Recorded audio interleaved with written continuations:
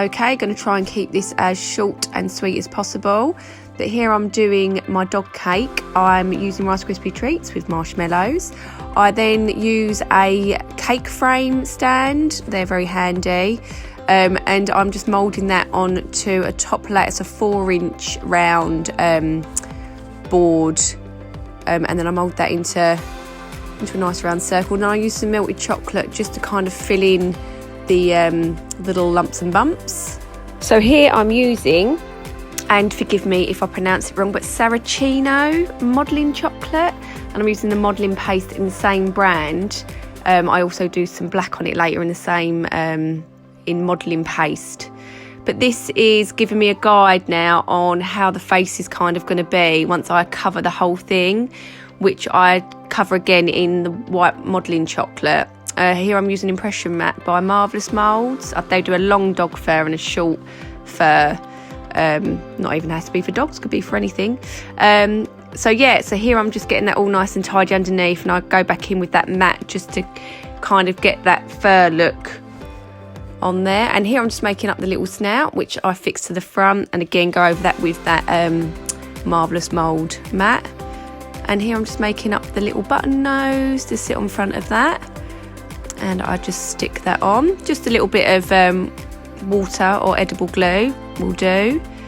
And then I put detail onto his little snout, a little mouth, and here I fill in them eye sockets in black, so they go all black. And then add in the whites of his eyes over the top, and then some big brown eyes, and then I add some little top and lower lids, and then paint. I go in with some darker paint and some lighter paint, just really gives it a bit of depth. Then I start adding the petal dust. Now this is where I feel his face really starts to come alive.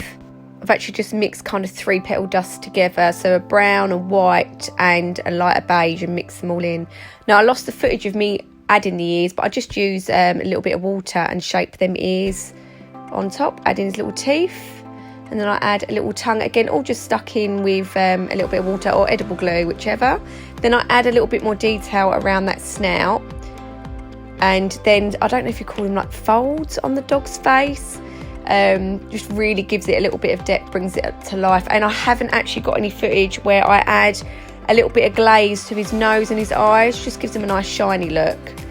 Again, all that little detail helps, and a little bit on his tongue as well. And then there he is, that's his head part finished. Okay, so now onto his body. I'm layering 4 layers of 6-inch vanilla sponge filled with jam and buttercream, and I'll just start to carve that away using a small serrated knife. Now for his hind legs, I carved that into the sponge, sort of cutting at an angle and taking it away bit by bit. Don't go mad because it's harder to fix once you've taken it off. So just take your time, and you can really see the kind of shape of that coming together. I then start to cover that all in buttercream, and then I let that set in the fridge, and then go back in with some clean boiled water and just smooth that all back off. Just gives you a nice smooth surface and helps your sugar paste, whatever you decide to use, just to cling on to your cake.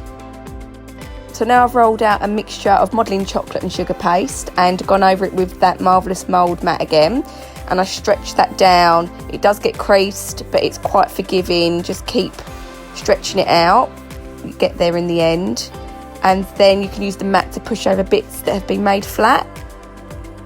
So here I've just added some more around his neck just to help kind of hide that join. I blend that in. Once you add the petal dust, it really does help that to come a little bit more seamless. And then I add some more in down his belly. Then I go in with some green sugar paste on his board. This does still get quite messy, but this will be covered again later, which you will see, and I will explain how. Making it nice and smooth. Cut away them edges, nice and neat. And then just attaching his little pug towel, use just a little bit of water or edible glue. Very cute. Okay, and then we're just adding on his little back paws. I use that scribing tool again just to blend that in like they've always been there. Adding a little bit of kind of detail as well. I add on some little doggy toenails. Sounds gross, but it looks cute. Then I use that same petal dust to start building that up on his body. Go a little bit darker in places, add a little bit of depth, little bit on the end of his tail there. Just keep building it up until you're happy. So I've fitted one front leg, so onto the second. I just add a little bit of water. This just allows me to stretch it and blend it out a little bit using that scribing tool. And then add in the petal dust, and it just really helps to hide any lines. It's very clever. Adding a little blue collar around his neck here. Again, this kind of helps hide that little seam between his body and his neck, but also looks super effective, so it's a win-win. And then I add a little bit more detail. I do him a little tag, which I use the PME stamps to stamp on it. They're really handy. I've used set 2, and then I hook that on around his collar, and then I just paint that silver just to make it pop a little bit more. Apologies for my camera going out of focus there a little bit, but it's back to normal now. So once that's done, I move on to finishing the cake board. So here I've just mixed some petal dust, a light green and a dark green, in with some desiccated coconut, and then put some edible glue on the board, and then you just push that on, and I think it makes this really cool little grass effect. And there he is, happily spinning around, Pedro Pug. Thanks for watching, guys, and give us a thumbs up if you enjoyed this one, and I'll speak to you all again soon. Bye.